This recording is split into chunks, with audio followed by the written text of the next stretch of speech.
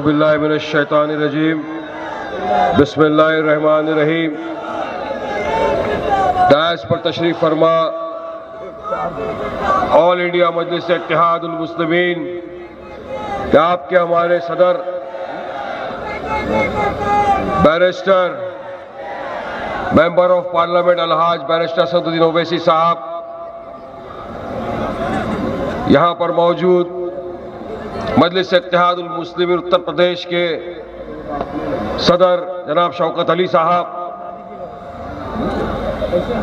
हमारे spokes person जनाब सैयद असीम वकार साहब, हैदराबाद से आए एक्स मेयर और कॉरपोरेटर जनाब माजिद हुसैन साहब, पूर्व सांसद और शेर पूर्वांचल जनाब अतीक अहमद साहब के बेटे अली साहब, उनका परिवार, फैमिली और यहाँ पर मौजूद तमाम मजलिस इत्तेहादुल मुस्लिमीन के जिम्मेदारान, मेरे दोस्त, मेरे बुजुर्ग, मेरे भाइयों और मेरी माँ बहनें। उत्तर प्रदेश में चुनाव आया है, पूरे देश की नजर लगी हुई है इस चुनाव के ऊपर। चुनाव को महीना 2 महीना सिर्फ बचा है, मगर चुनाव की सरगर्मियां सब तरफ फैली हुई है। जिस तरह से मुख्तलिफ पार्टियां इस मर्तबा भी चुनाव में हिस्सा लेगी, आपकी अपनी जमात, आपकी अपनी पार्टी मजलिस इत्तेहादुल मुस्लिमीन भी पूरी तरह से जोरों खोश से उत्तर प्रदेश की चुनाव में हिस्सा लेगी इस मर्तबा इंशाअल्लाह।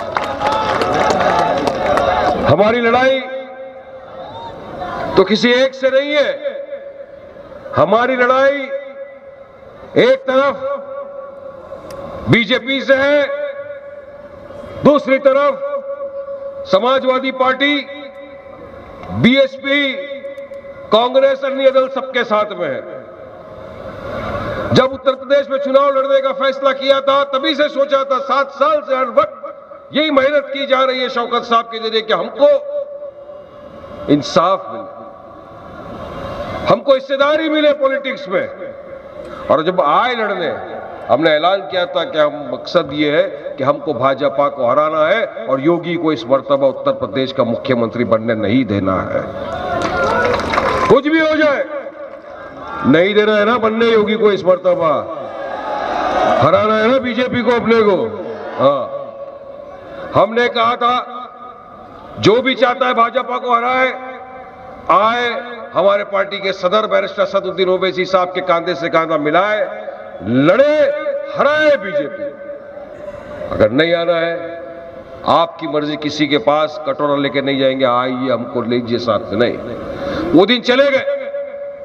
अब बराबरी की बात होगी, एक कुर्सी पर आप बैठेंगे, एक कुर्सी पर हम बैठेंगे, हिस्सेदारी की बात करेंगे। लड़ाई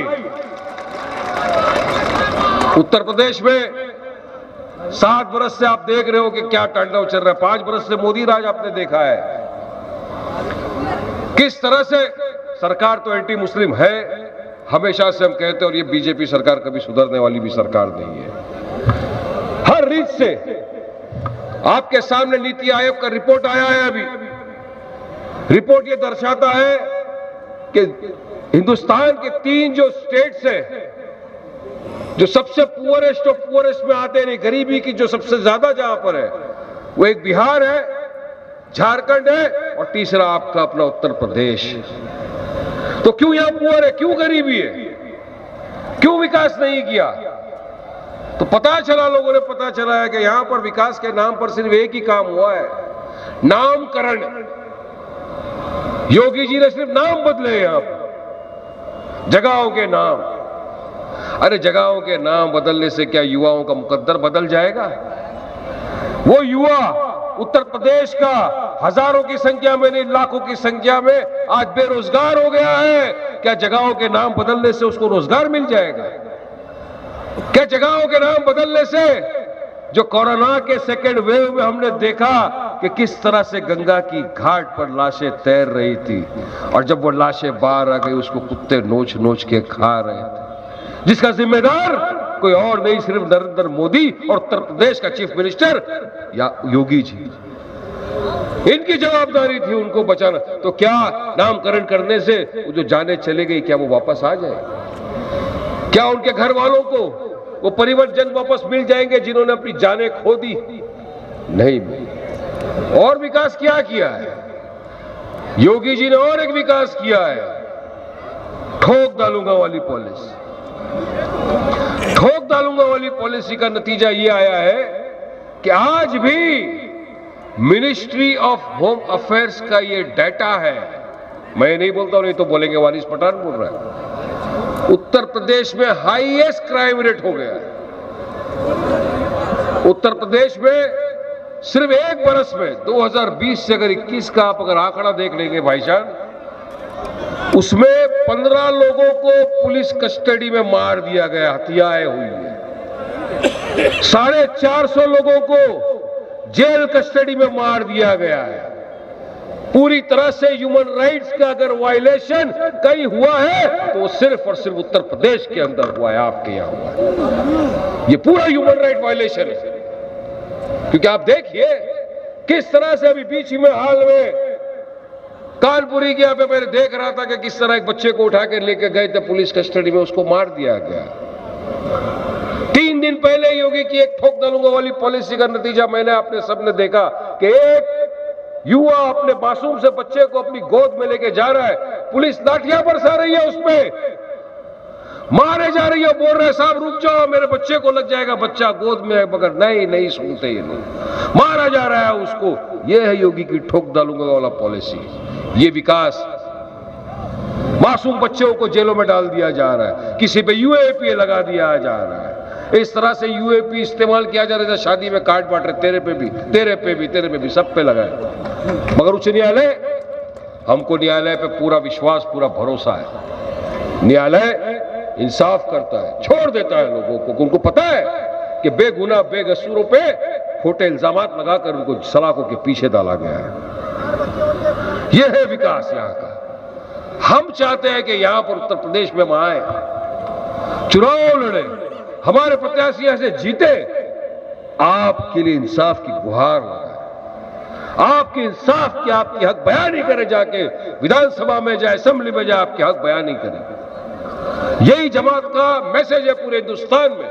और यही मैसेज लेकर तो आपके हमारे कायद जनाब बैरिस्टर असदुद्दीन ओवैसी साहब हैदराबाद से निकले, तेलंगाना से निकले, देश के मुख्तलिफ इलाकों में गए, विभिन्न इलाकों के अंदर गए, सब तरफ, कि जिस तरह हमने तेलंगाना में विकास किया है, जो स्कूल का एजुकेशन हम तेलंगाना में देते हैं बच्चों को, जैसे इंटर कॉलेज हमने तेलंगाना में बनाई है, जैसे अस्पताल हमने तेलंगाना में बनाए हैं, जो रास्ते, जो मंजिल हम तेलंगाना में बनाते हैं, हमको वो पूरे देश के युवाओं को, खास तौर से मुसलमानों को और पिछड़ा हुआ वर्ग दलित है उसको देना है।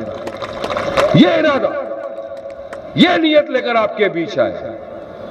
बोले सोचिए ना, सोचिए, आप भी इंसान है, मैं भी इंसान हूं, सोचते तो हम सब लोग हैं ना, कि एक शख्स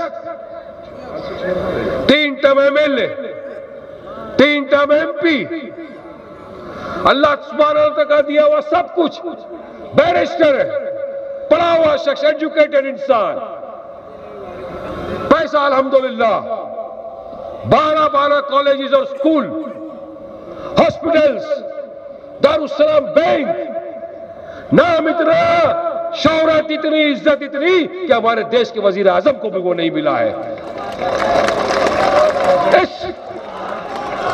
ये स्टेटस का अगर आदमी अपने घर से निकलकर हजारों किलोमीटर दूर, आपके और मेरे जैसा उसका भी परिवार है, बीवी बच्चे सब है, सबको देखकर ना दिन देखता है ना रात देखता है, निकलते हैं अगर आपके हमारे लिए उत्तर प्रदेश में, कभी बरेली में, कभी लखनऊ में, कभी उतरौला में, आज आपके बीच में कानपुर में, कल मुंबई में थे, सब तरफ जा रहे। अगर आपके हमारे हक के लिए लड़ाई लड़ रहा है तो क्यों लड़ रहा है?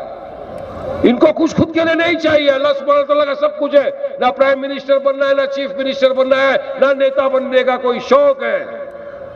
क्योंकि मैं तो खुद देख रहा हूं ना, जैसा फ्लाइट की तरफ नजदीक भी जाते तो सारे के सारे पैसेंजर देखते, ओवैसी साहब आ गए प्लेन के अंदर, आज प्रधानमंत्री को कोई नहीं दिखता। ये है आंखों देखी बात बता रहा हूं, हर चीज है जिसके पास, मगर आए आपके बीच में घर परिवार संसार को छोड़कर तो सिर्फ और सिर्फ एक ही मकसद कि आपके बीच में से भी कोई ऐसा नेता पैदा करे, ऐसा लीडर पैदा करे जो जाए और असेंबली के अंदर और आवाज उठाए कौम और मिल्लत की, न मुसलमानों की हक की लड़ाई, न दलितों की हक की लड़ाई, इंसाफ दिलाए। जो 70 साल से हमारे साथ बेइंसाफी हुई है उसका जाकर इंसाफ ले असेंबली के अंदर।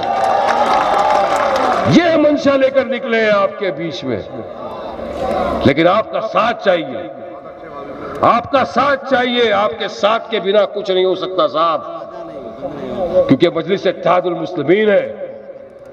मैं आपको मेरा उदाहरण देना चाहता हूं साहब।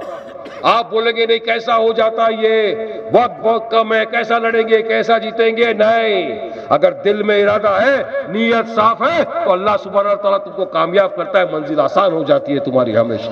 मेरा ईमान है ये। 2014 का जब चुनाव आया था मुंबई महाराष्ट्र के अंदर असेंबली का, मैं मेरी बात बता रहा हूं साहब, ना मैं किसी सियासत पार्टी में था, ना सियासत मुझे आती थी, नहीं मैं वकील था पेशे से, मुझे वकालत का ये था। मैं सुबह जाता था अपने काम से, शाम को आता था, रात को अपना ब्रीफ पढ़ के फिर सुबह कोर्टों में चले जाता था। कहीं नहीं चुनाव का मुझे कोई नॉलेज नहीं था। 15 दिन पहले हैदराबाद के कायद आए मुंबई में, सब जगह मतलब पहली मर्तबा लड़ रहे थे, फर्स्ट टाइम फाइट कर रहे थे असेंबली का चुनाव मुंबई में। मुझे दोस्तों ने कहा वारिस भाई चुनाव लड़े हुए क्या? मैं बोला यार अपने को तो पता नहीं कैसा चुनाव लड़े, कानून कचहरी की लड़ाई बोलो लड़ लेंगे, भाईगिरी बोलो कर लेंगे धुमधुमला, क्योंकि वो तो अपने को सीखना नहीं है ना, भाईगिरी भी नहीं सीखना है, कानून भी नहीं सीखना है, दोनों में अपन मास्टर कर लेंगे, चुनाव नहीं, पॉलिटिक्स नहीं आता। अरे बोले कुछ नहीं, 15 दिन है, कल फॉर्म भरने का है, लास्ट दिन है। मैंने कहा फॉर्म भर देना है, चलो कोशिश करेंगे, फॉर्म भरते बिस्मिल्लाह। मैं रहता कहीं और चुनाव कहां से लड़ना है मुझे? मुंबई की नाक, सेंट्रल मुंबई की, साउथ मुंबई की नाक, जो एरिया को बाई कल्ला कहा जाता है, वहां से चुनाव लड़ना है मुझे। जहां अंडरवर्ल्ड डॉन खड़े हैं, 2 टर्म के सिटिंग एमएलए खड़े हैं, भाजपा के दिग्गज नेता खड़े हैं, वहां से चुनाव का पर्चा भर के चुनाव लड़ना है। मगर आप ही की तरह था, बिस्मिल्लाह बोल दिया, चलो हिम्मत है मर्दा, मदद है खुदा। साहब ने कहा लड़ दो वारिस, इंशाअल्लाह ताला देखते क्या हो। आप मानेंगे नहीं, फॉर्म भरा, 15 दिन मेरे हाथ में थे। अब भरते ही 3 दिन हमारे यहाँ पे बकरीद के दिन आ गए। अब ईद का माहौल तो आपको मालूम है, अपने वाले तो सब उसमें लग जाते हैं कामकाज में। 4 दिन तक कुछ नहीं हुआ, ना मुझे कोई ऑफिस दे रहा था, ना कोई चीज मेरे पास था कि मैं ऑफिस दूं। ये वो बहुत ट्राई किया, हमारे हैदराबाद के हमारे सारे प्रेसिडेंट वहां पे थे, हैदराबाद के जवाबदार जिम्मेदार हमारे कॉर्पोरेटर आए, पूरी मुंबई के अंदर मुख्तलिफ हल्कों के अंदर चुनाव लड़ रहे थे, कहीं नहीं हो रहा था। एक दोस्त का गोदाम मिल गया मुझे अत्तर का, वहां से हमने प्रचार किया, 7 दिन प्रचार किया। 7 दिन के प्रचार में वहां से बाई कल्ला, जो मुंबई की नाक कहा जाता है, वहां से आपका अपना भाई, आपका बेटा, आपका दोस्त वारिस पठान को जिता के लाया। यह मजलिस इत्तेहादुल मुस्लिमीन की ताकत। अगर 14 दिन में एक नॉन पॉलिटिकल इंसान जीत कर हमारे असेंबली में जाता है, हक और हक लड़ाई लड़ता है, तो सोच लीजिए कि अगर मजलिस इत्तेहादुल मुस्लिमीन ने यहाँ पे 4 महीना काम कर दिया और आपने सबने मेहनत की, तो हम उत्तर प्रदेश से कितने लोगों को चुन के भेज सकते हैं। मेरा एग्जाम्पल दिया मैंने अपनी बात करने के लिए नहीं, आपको समझाने के लिए, आपको जगाने के लिए कि आज भी अगर हम मुत्तहिद हो गए, हमने ये सोच लिया कि अब नहीं, अब इतिहाद का सबूत देना है हमको, हमारी सफों से दरार को हटा देना है, हमको एक होकर एक परचम तले आना है, हमको बैरिस्टर असदुद्दीन ओवैसी साहब की क़यादत के अंदर काम करना है। तो यकीन मानिए मेरे दोस्तों, बुजुर्गों, भाइयों, कि इस मर्तबा मजलिस इत्तेहादुल मुस्लिमीन को उत्तर प्रदेश में जीतने से कोई नहीं रोक सकता है। किसी की बाईकलाल की ताकत नहीं कि हमको रोक सके, मगर हमको करना पड़ेगा। शुरुआत हमसे होगा।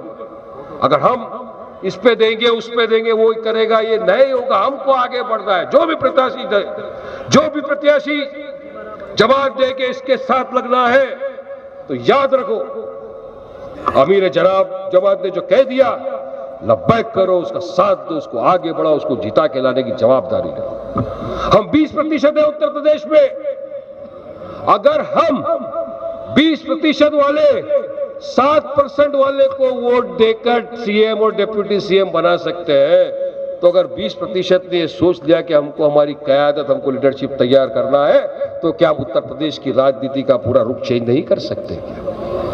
बना सकते हैं या नहीं डिप्टी सीएम हम भी हमारे अंदर से, हम भी लीडर खड़े कर सकते हैं। हमारे 7% वाले को हमने बनाया ना।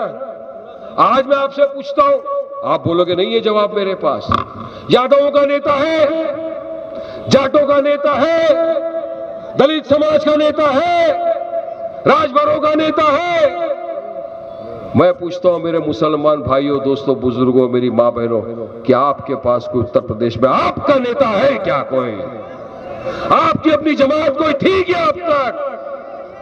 आज आपके पास आपकी अपनी जमात भी है और आपके पास आपका अपना सदर भी है कि आप छाती ठोक के बोल रहे हो कि मेरा सदर है बैरिस्टर असदुद्दीन ओवैसी और मेरी जमात है मजलिस इत्तेहादुल मुस्लिमीन।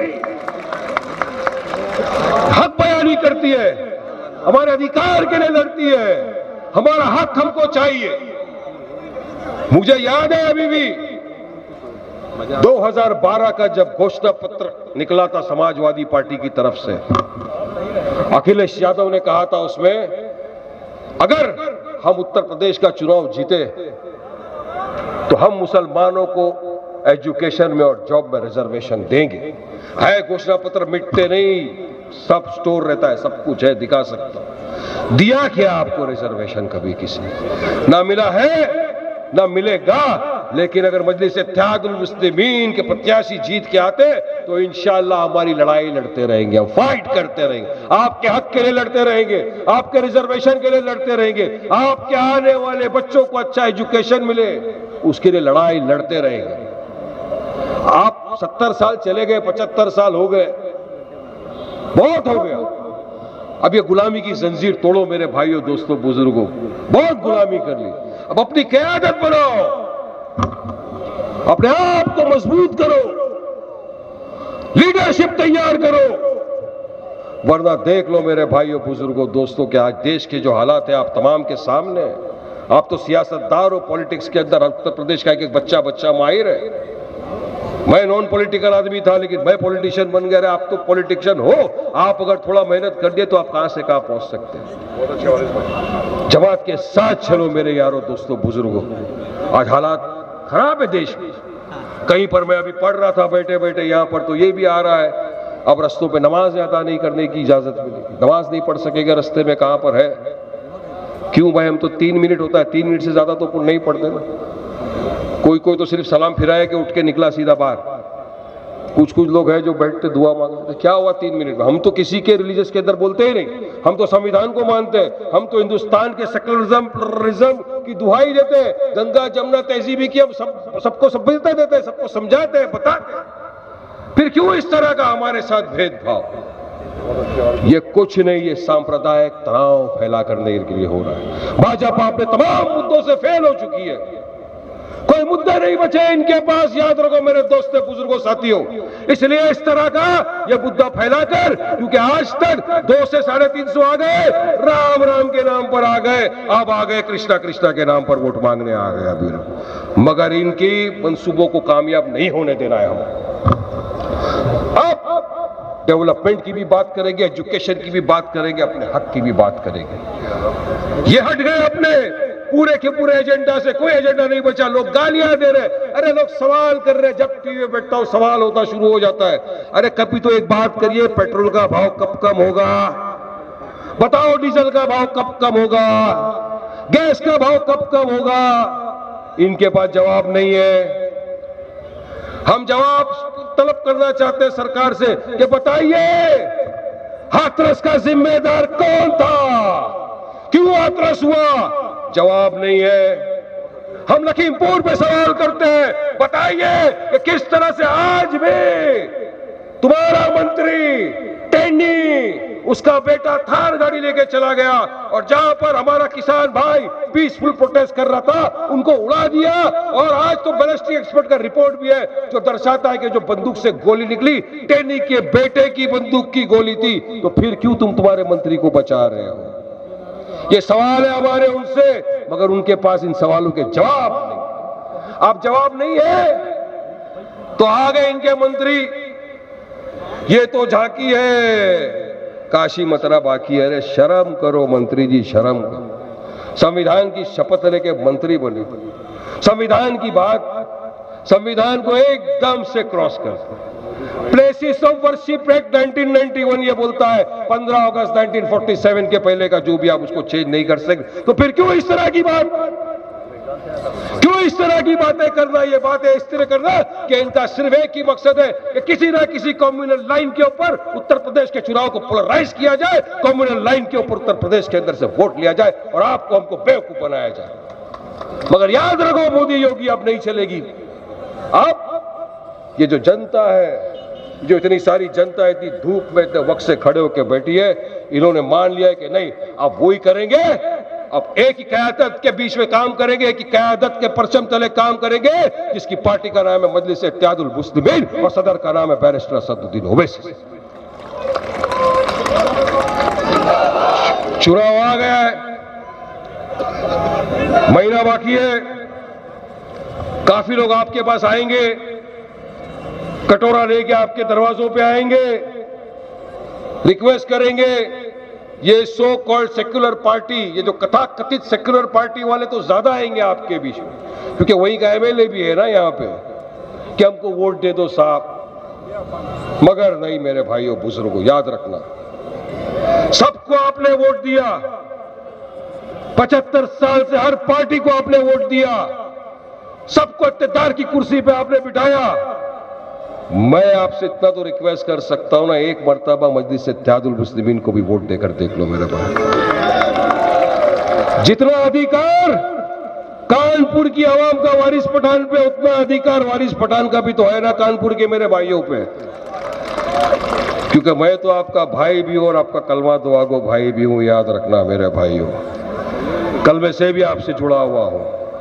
एक मर्तबा अपने इस भाई, अपने बेटे, अपने बच्चे की बात मान लो, एक मर्तबा एक परचम तले आ जाओ, इत्तेहाद पैदा करो, मुत्तहिद हो जाओ और चुन लो अपने मजलिस इत्तेहादुल मुस्लिमीन पार्टी को, जिताओ इनके प्रत्याशियों को, भेजो ऐवान असेंबली के अंदर, इंशाअल्लाह ताला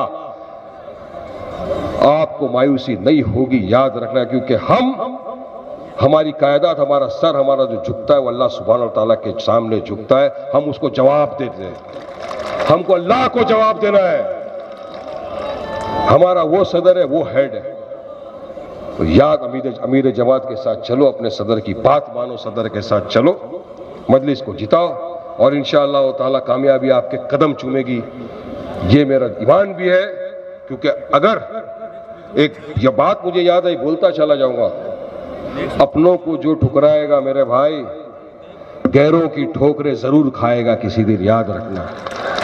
इसीलिए अपना लो अपनों को, ठुकरा दो गैरों को, आ जाओ एक प्लेटफॉर्म पर, जिता दो मजलिस इत्तेहादुल मुस्लिमीन को। हराएंगे ना बीजेपी को, हराएंगे ना समाजवादी को, हराएंगे ना बीएसपी कांग्रेस को, मुत्तहिद होएंगे ना, पैदा करेंगे ना इत्तेहाद, जिताएंगे ना बैरिस्टर असदुद्दीन ओवैसी की पार्टी मजलिस इत्तेहादुल मुस्लिमीन को। तो फिर लगा दो नारा, भाई तो रोज लगा रहा हूं,